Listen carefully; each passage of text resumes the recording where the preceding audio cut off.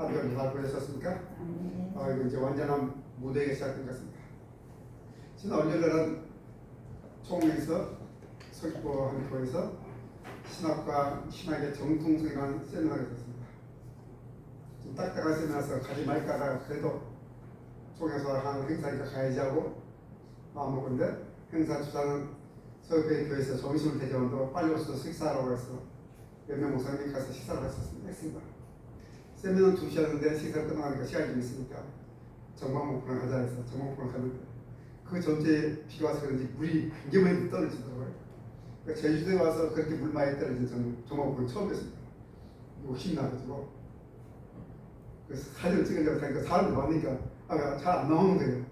삐쪽으로 들어가서 어떻게 하면 찍어보려고 하다가 확 넘어졌습니다. 지금부터 다리가 욱신거리고 저기 까졌는데 그래서 모든 욕심은 결국 좋은 결과가 나는구나 라는 걸 다시 느꼈습니다. 욕심이 참 모든 게 참 좋지 않은 결과가 보이는구나 하는 걸 느꼈던 한 주입니다.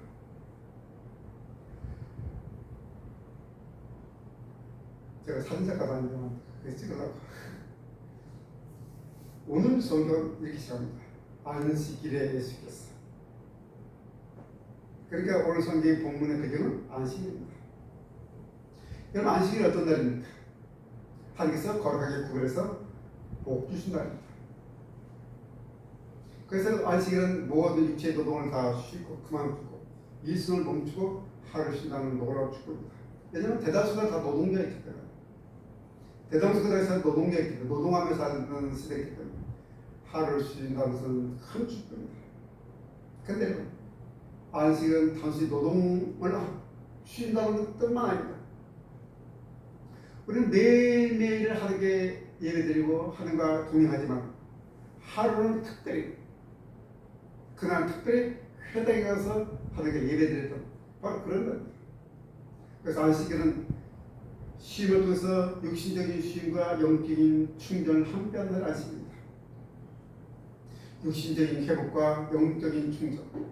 일주일에 살아갈 때 우리가 얼마나 많은 영적인 혈수를 했습니까? 영적으로 얼마나 많이 소진합니까? 배터리가 얼마나 많이 소진됩니까? 그 충전하세요. 영적으로 충전해야만 또 뭡니까? 일주일을 또 살아가고 우리 인생을 살아갈 수 있는 그 에너지를 공부하는 것입니다. 이것이 오늘날 주일도 마찬가지입니다. 안식일과 다르게 주일은 예수님이 부활하신 날을 기념하여서 우리가 예배드리는 겁니다. 그래서 모든 달력 보면 주일이 첫 번째 시작입니다. 주일이 첫날이 일주일 첫날이 주일입니다. 예수 믿는 사람도 안 믿는 사람도 그들이 알든 모르든 주일 어떻습니까? 일주일이 시작한 날입니다. 그래서 주일은 일손을 보도 예배를 드립니다. 사실 일손을 찾는 신령과 진정으로 예배 드릴 수가 없습니다. 그래서 하나님 받으실 만한 예배를 드리는 주일은 일손을 놓아입니다. 일손을 찾는 온전한 예배를 드릴 수가 없습니다. 일손을 놓는다는 것은 그에 따른 손실이 따르게 있습니다.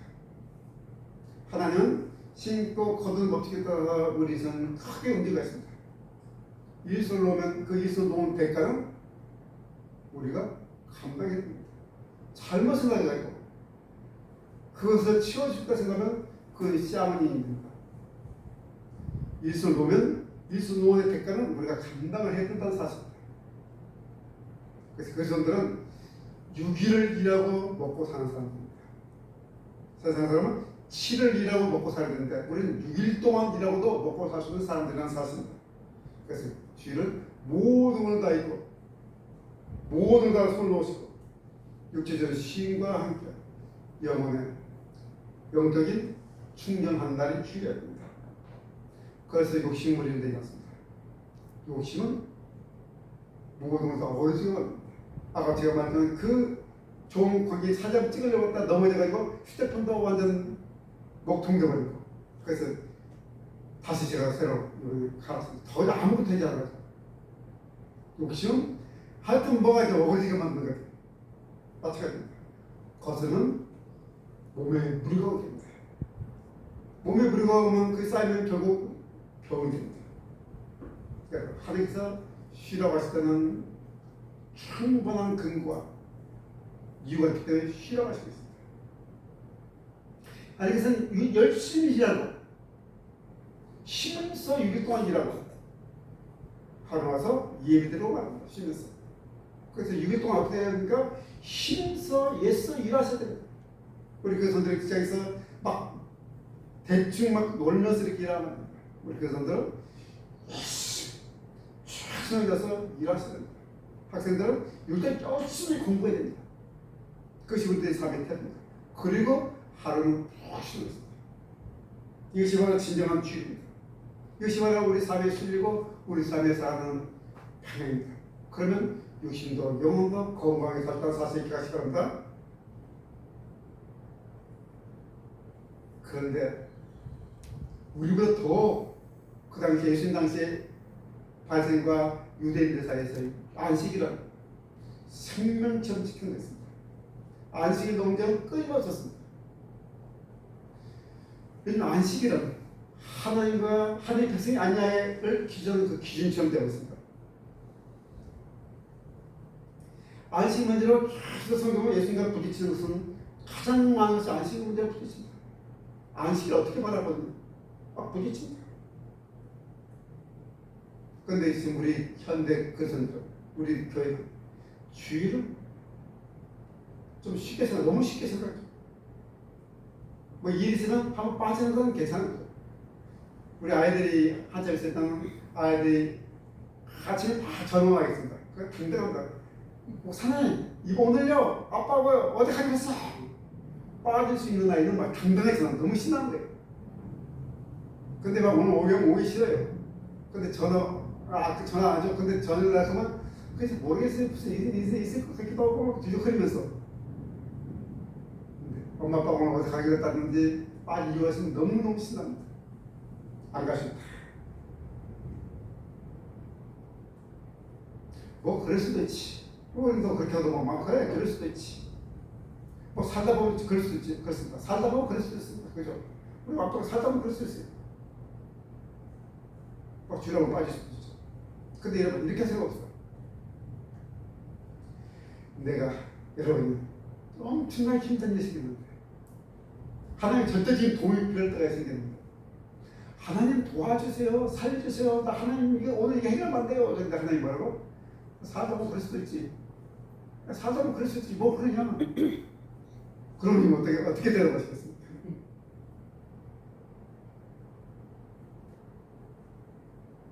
또 주일 정신도 다른 문제는 형식화의 문제입니다.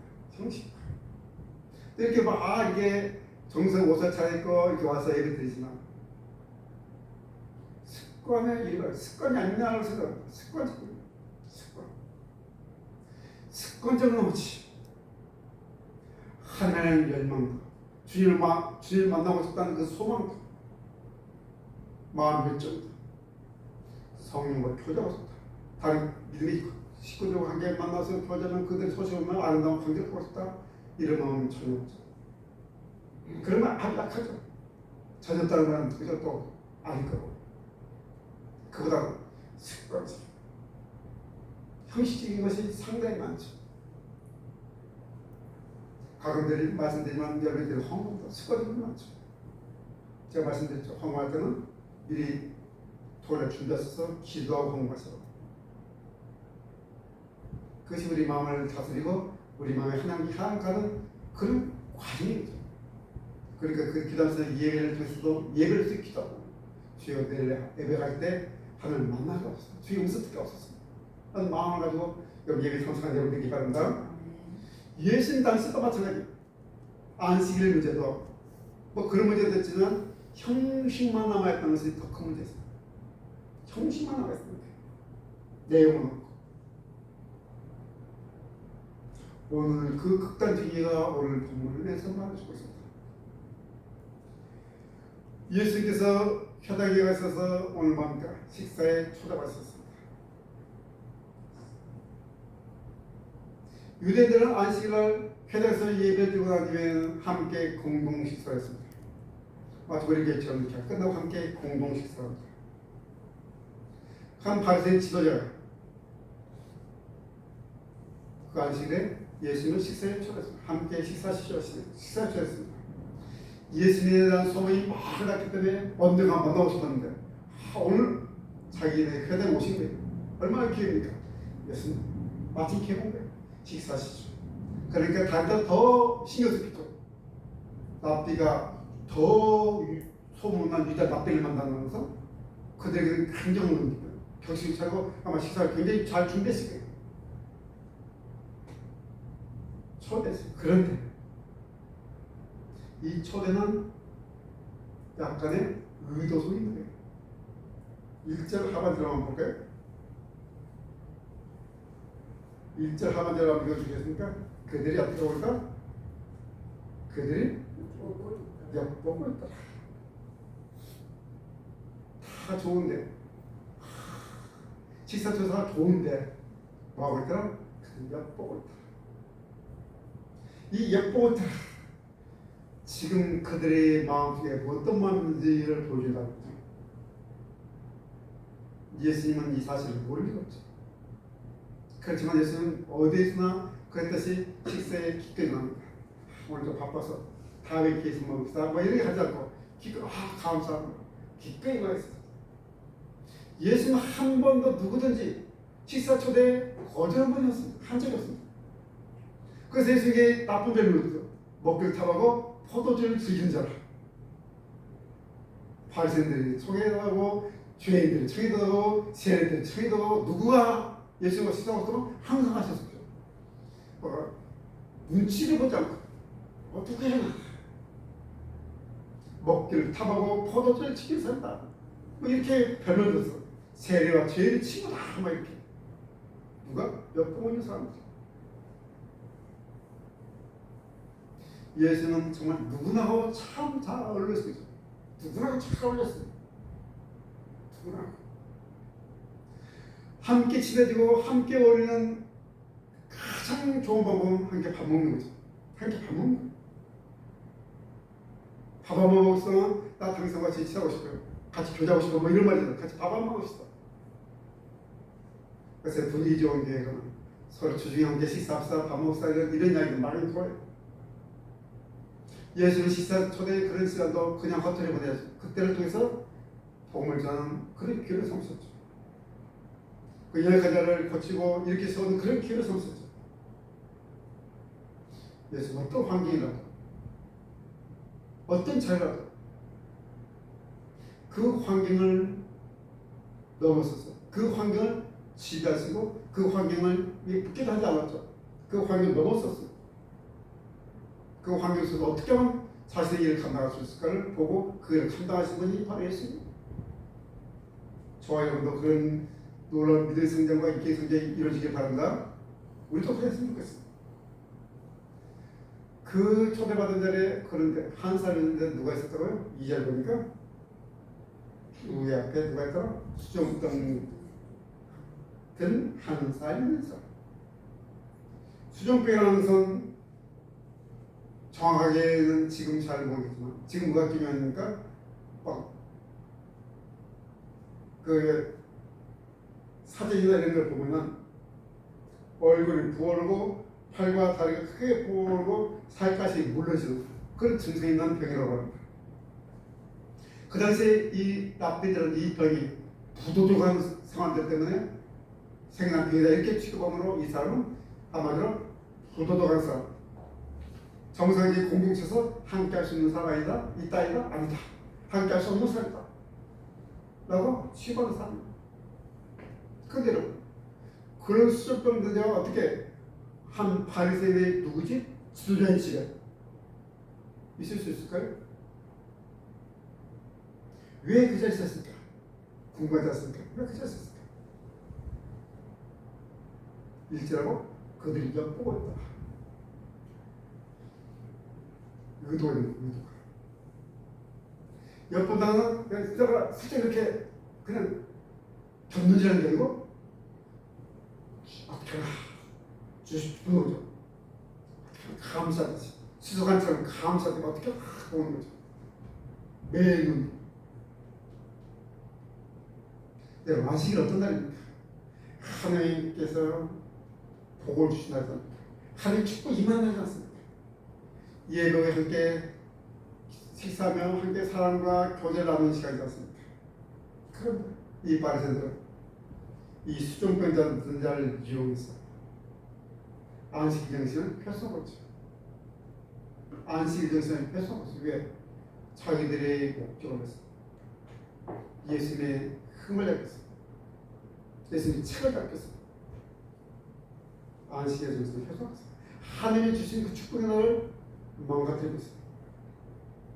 하나님이 주신 노란 축복의 날은 다른 사람의 올물렸는 날을 만들고 있어요. 다른 사람 넘어뜨리게 하는 그런 날로 만들고 있어요. 풍성 교제와 사랑이 넘치는 그 식사 자리를 어떤 대로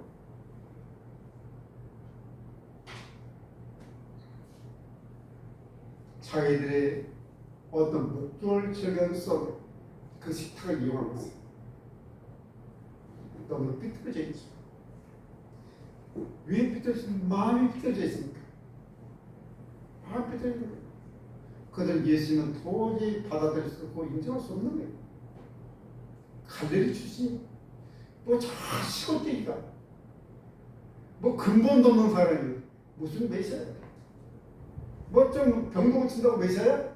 뭐 그런 거겠죠. 근본도 어쩌? 저 대학 어디 나왔어? 교회를 가면 저 어느 교단이야? 이런 없는 저 지방에 어디 뭐 그리스도 들어온 거 아니야? 뭐 이런 뭐 그런 거겠죠. 인정할 수 없는 해성처럼 나타나겠으면 인정할 수 없는 거죠. 눈을 똑똑히 보고도 일어난 일을 보고도 마음이 삐뚤어져 있으니까 받아들이지 못하는 거예요. 바라보지 못하는 거예요. 객관적으로 보지 객관화시킬 수 없는 거예요. 객관화시킬 수 없는 너무도 큰 오류가 생긴 거예요. 여러분, 죄는 이렇게 심각한 거예요. 사람을 이렇게 무지막지하게 왜곡시켜요. 다른 사람을 제대로 보지 못하게 할 뿐더러 환경도 제대로 보지 못하게 하고 하나님도 제대로 보지 못하게 만드는 거예요. 하나님이 일하심도 보지 못하게 만드는 거예요. 그런 사람들 싸움 속에서 하나님 일하시면 하나도 없어요. 다 누가 있습니까? 다 내가 있고 운이 좋았고 뭐 누가 있고 인간들의 있는 일밖에 남잖아요. 오직 내 관점, 자신들의 관점에서만 바라보죠. 그리고 평가하고 판단하죠. 그리고 자신들의 관점이 선악의 기준이죠. 잘했고 잘못된 기준. 그거 틀렸어요. 무엇을 가지고 틀렸다고 말합니까? 그거 잘못된 거예요. 그거 뭘 가지고 잘못됐다고 말합니까? 그거 기준이니까. 자기 관점이죠. 이들은 누구라도 바리새인 지도자예요. 바리새인들이죠. 그러면 무엇을 기준하고 그걸 평가합니까? 그들은 성도들이 대부분 중에 성경 율법을 성경 기준으로 그렇게 판단했는 거예요. 근데 삐뚤어져 버린 그 삐뚤어져 버렸기 때문에 성경을 기준으로 하지 않은 거죠. 자기 성경을 안다는 그 주어진 권위를 가지고 왜 바리새인들에게 권위가 주어졌습니까?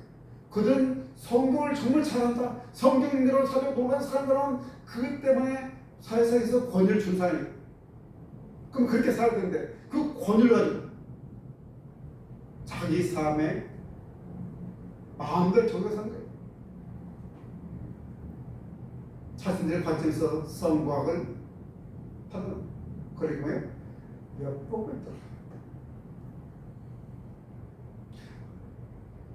어떤 국민도 어떤 사람도 없습니다. 그가 누구였습니까? 수종병자든지.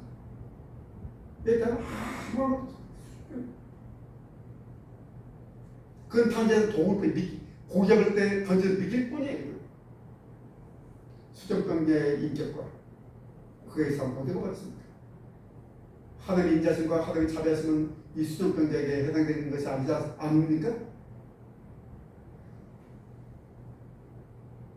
믿길 뿐이에요. 그들에게 이 수종병자는 단순히 믿길 뿐이에요. 누굴 찾기 위해서? 예수를 찾자 믿길 뿐이에요. 그러나 우리 주님은 그와 정반대로 긍휼하시 너무나도 풍사심이죠. 과할 정도로 심할 정도, 그렇다다 싶을 정도로 국민의식이 풍성했었죠. 그런 무언을 말씀을 주겠습니다. 이 시사 초대에 긍정적인 마음을 임하셨습니다. 예수님은 이 수종병자만 국력이나 이거 누구도 바리새인들도 국력시도돼요. 저 삐딱한 마음, 저 마음도 국력시도돼요. 예수님의 국력성을 한 이 마음을 가진 사람은 이런 어그러진 사회, 이런 어그러진 공동체, 이런 어그러진 마음을 고치셨다는 믿으시기 바랍니다. 우리 세상을 고치는 사람은 이런 국민한 마음과 이런 마음이 있을 때 나아가서 그렇게 대하는 그 사람을 어떻게 하나 바꾸시는 거예요. 이로서 예상치 못한 질문이 나갑니다. 예수께서 질문 하나 딱 드리십니다. 3절입니다. 3절 읽어주시겠습니까? 예수께서 대답하여 율법 교사들과 바리새인들에게 이르시되 안식일에 병 고쳐주는 것이 합당하냐 아니하냐. 바리새인들이 뭐라고 질문하지 않았었습니다. 그 예수님께 대답했다 보니까 뭔 질문이 있었나 봐요. 성경에 말하지 않기 때문에 뭘 질문했는지 모르겠습니다. 예수님의 대답은 안식일에 병을 고쳐주는 것이 합당하냐 합당하지 않냐고 딱 물어보는 거죠. 갑자기 이런 질문 들으니까 멍하게 아무 대답도 하셨습니다. 합당하냐는 이 문자의 뜻은 그들이 좋아하는 이것이 율법적이냐 아니냐 했다는 거예요. 좋아, 너희들 율법을 하니까 안식일에 병 고쳐주는 것이 율법에 맞냐 안 맞냐 한번 대답해봐라. 그게 성경이냐 성경이 아니냐 대답해봐라 이런 겁니다. 안식일에 병 고치는 것이 율법적이냐 병 고치지도 않는 것이 율법적이냐 한번 대답해봐라. 갑자기 딱 율법으로 했단 말이니까 할 말 없어요. 그들은 뭘 잘한다고요? 율법에 하는 사람들이에요. 지식적으로 하지 않은 사람들이에요. 할 말이 뭡니까? 할 말. 할 말에서 어떻습니까? 멍하고 있죠. 멍하고 있는 사이에 예수님께서 뭐예요? 수술병자 싹 고쳐주었어요. 한마디로 눈 뜨고 당하는 거예요. 예수님께 눈 뜨고 당해버린 거예요.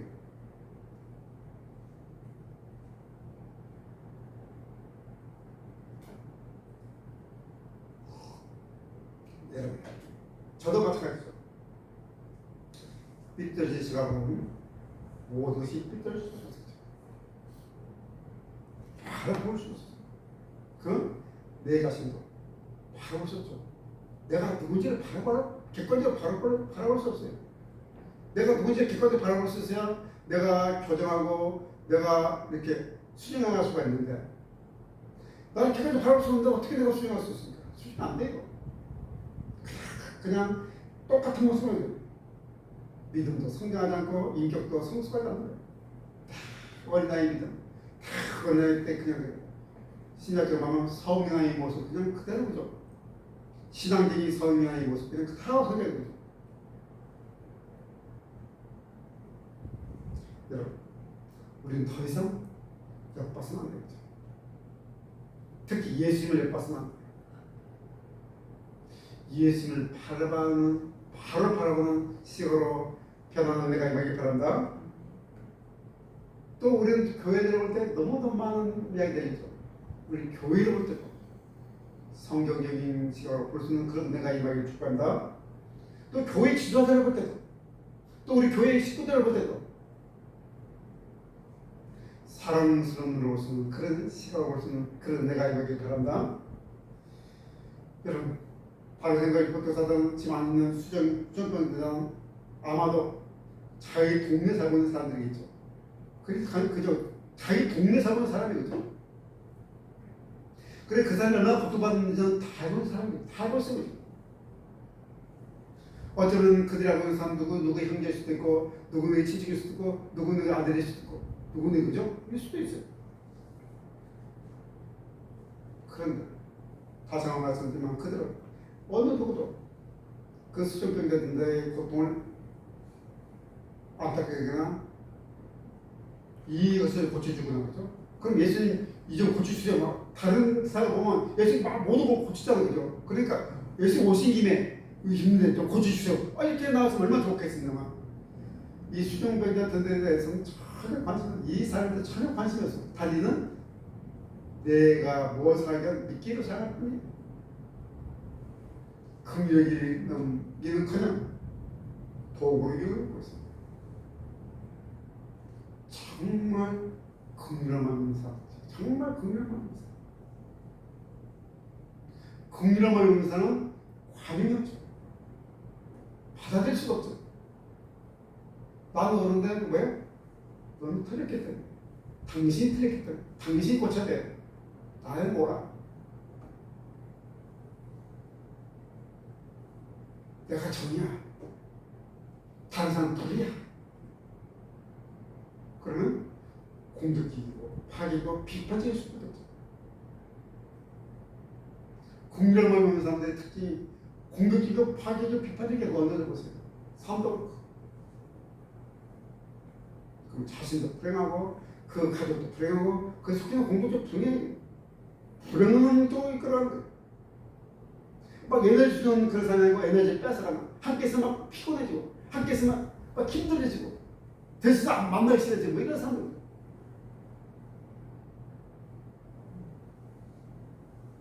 나는 어떻습니까? 여러분 어떻습니까? 다른 사람 에너지를 주는 사람이니까 에너지를 뺏어가고 다른 사람 피곤해버리고 막 괴롭게 만드는 겁니다. 이것은 어떻게 생각합니까? 함께 더불어 살아가는 한 가족.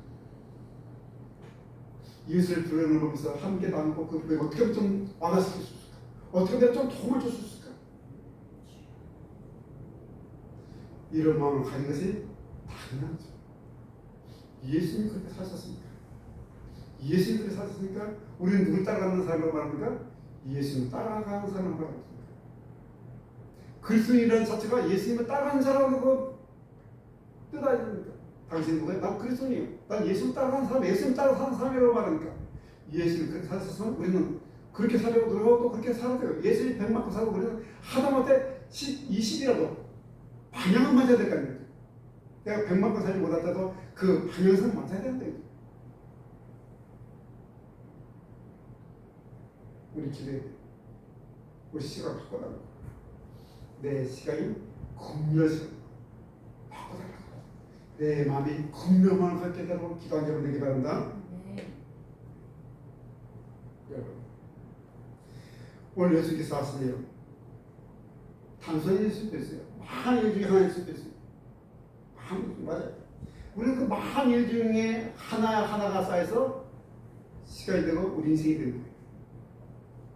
거예요. 특별한 일만 모여서 인생이 되는 게 아니고 매일매일 삶의 하나하나가 모여서 우리 인생인 거예요. 그냥 작은 하나의 일, 하루 일이라고 소리지 마시고 모든 순간순간에 모여서 내 인생이 되고 내 삶이 되고 그것을 가지고 우리는 하나님 때 갈 거예요. 그것을 가지고 예수님은 생명의 소중을 정언하는 줄. 생명의 소중. 그 한 사람의 인격이 얼마나 소중한지. 그 인격은 어느 누구도 차별했다는 사람이 보잖아. 어느 누구도 차별했다는 거. 확진 치료자도 이 수준병 걸린 자도 나도 인격은 치유하지 되지 않고 이 인격은 동정의 안식의 통수의 복을 내는 그 인격을 알려주고 수준병자가 왕의 아들도 아니거든. 그 지도자의 뭐 유력 인사의 아들도 아니거든. 그냥 평범한 사람이에요. 평범하지 않은 그게 아니죠. 이런 사람들은 소외됐죠. 버림받는 그런 존재예요. 건강하지 않은 중환자죠. 이런 사람의 생명, 이런 사람의 인격, 이런 사람의 존재를 정말 자기 생명이 잘된 사람 누굽니까? 우리 예수님이 않습니까? 자기 생명이 더 취하기면 자기가 불이익을 당하죠. 조금 별로 좋지 않은 전혀 가봤자 나한테 이익이 일도 없는 그런 황해지만 기꺼이 가서 그를 도와주는 사람 예수님이십니다. 예수님은 수준병자뿐만 아니고 어떤 환경에 있는 사람, 어떤 병든 사람이 있고 어떤 사람이 있어도 기꺼이 가셨죠. 질병에서 사역하고 귀신들에서 사역하고 영혼이 병든 사역하시고 위험할 수 있는 그 상황을 피하자는 분이 예수님이죠. 그걸 병든 사람을 살리려고 예수님과 자기를 버리신 분이에요. 이런 병든 사람이 영혼을 구하시려고 자기를 버림당하여 선택하신 분이 예수님입니다. 수정병든 자라면 그렇게 했었습니까? 아니죠. 아니었어요. 여러분 한 명 한 명서 예수님도 그렇게 했었죠. 그래서 예수님 때 오신 이유죠. 우리 성탄절 때 가장 많이 암송한 이유가 그들이 마태복음 24절이죠. 아들을 낳으니 그 이름을 뭐라 하라? 예수라. 이는 그가 자기 것을 저희 죄에서 구원을 짜리십니다. 자기 것을 죄에서 구원합니다. 그 죄의 대가를 아까 말했지만 그 죄의 대가를 자신이 감당해야 됩니다. 그래서 우리 허물 때문에 그분이 지친 거예요. 그래서 우리 죄악 때문에 그분이 상하십니다. 십자가에 높이 달리십니다. 우리가 모든 억압과 모든 저주와 모든 죄의 세력에서 자유하고 평화롭게 살게 위해서 그분이 대신 징계를 받으신 거예요. 우리 아픔을 낫게 하시려고 그분이 상에 찌르신 거예요. 그분이 죽으심으로 우리는 다시 살게 됩니다. 새로운 생명을 얻게 됩니다. 그런데 누구든지 그리스도 예수 안에서는 새로운 피조물 이제 그것을 지났으니 보라 새 것이 되었다고 선포하기 위해서 그분이 자기 모든 것을 다 내놓고 나를 살리시고 여러분을 살리시고 사랑해요. 저도 그렇고 우리 모두 우리 명시대 신앙의 핵심은 믿음과 인격의 변화예요. 그냥 처음 어릴 때 멋모르고 있던 그 아직 막 섞여 있고 그냥 예수님은 그냥 생명의 시작만 신기는 그런 상태로 머물러 있으면 된다는 거죠. 믿음이 성장하고 우리 인격이 믿음의 인격이 성장해. 믿음의 인격이 성장해. 신앙 인격이 성장해. 신앙 변해. 변함없는 생명 있는 것은 변하게 되죠. 변하지 않는 것은 죽음이 생기죠. 죽음이. 그래서 날마다 새끝 날마다 그는 방향을 바라지 않기 위해서 노력합니다. 내 시각이 밤마다 매 순간마다 매 환경마다 매 사건마다 그래서 소리 듣지 않고 그 환경 속에서 내 시각이 내 마음이 다른 사람에서는 긍정을 가지고 바른 시각을 위해서 우리 스스로 그렇게